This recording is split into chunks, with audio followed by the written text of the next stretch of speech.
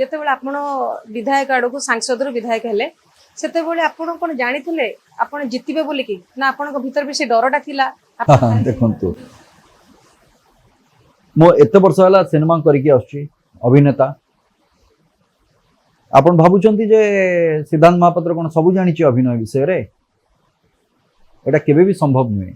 ତେଣୁକରି ଯେତେବେଳେ ଆମେ ଗୋଟେ ନୂଆ ଚରିତ୍ର ନୂଆ କାହାଣୀ ଆସେ ମନ ଭିତରେ ସେଇ ଡରଟା ସବୁବେଳେ ଥାଏ ଯେ ସେ ଚରିତ୍ରକୁ ମୁଁ କେତେ ଭଲ ଭାବରେ ପରିସ୍ଫୁଟନ କରିପାରିବି, ତାକୁ କେତେ ଭଲ ଭାବରେ ମୁଁ କରିବି ଯୋଉଟା ଦର୍ଶକଙ୍କ ପାଇଁ ଆଦୃତ ହେବ। ତା ସହିତ ମୋ ସିନେମାରେ ସେ ଚରିତ୍ରଟି ଯେମିତି ତାର ବିଶେଷତ୍ୱ ଗୋଟେ ରହୁଥିବ ଏବଂ ସିନେମା ସହିତ ସେ ଜଡ଼ିତ ହେଇକି ରହିଥିବ। ଏମିତି ନାହିଁ ସିନେମା ବାହାରୁ ଯାଇକି ଗୋଟେ କ'ଣ ମୁଁ କରିଦେବି, ମାନେ କାହାଣୀର ବାହାରକୁ ଯାଇକି ମୁଁ କିଛି କରିନେବି।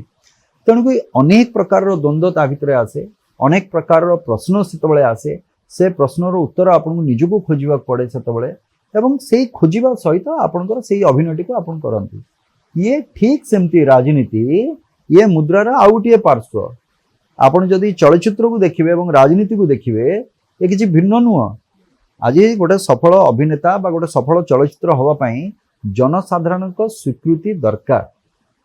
ଠିକ୍ ସେମିତି ରାଜନୀତିରେ ଆପଣ ସଫଳ ହେବା ପାଇଁ ଜନସାଧାରଣଙ୍କର ସେଇ ସ୍ୱୀକୃତିଟା ନ ପାଇଲେ ଆପଣ ସେଇ ଜାଗାରେ କେବେ ଆସିପାରିବେ। ସମାଲୋଚନାଟାକୁ ଆପଣ କେମିତି ଭାବରେ ନିଅନ୍ତି?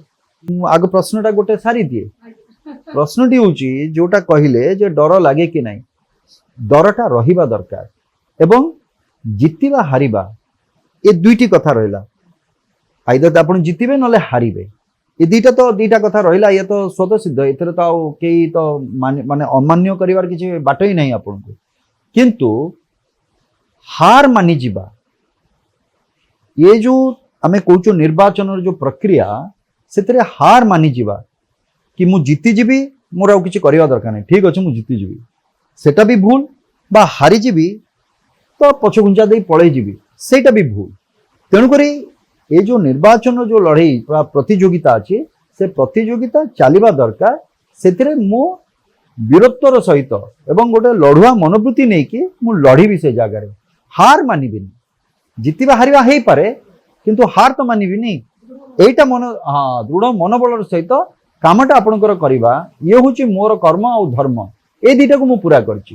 तेणुकि जहाँ मो कर्म बा धर्म अनुसार जहाँ मु पालन करछि, जहाँ रिजल्ट आसी मुझे स्वीकार करछि।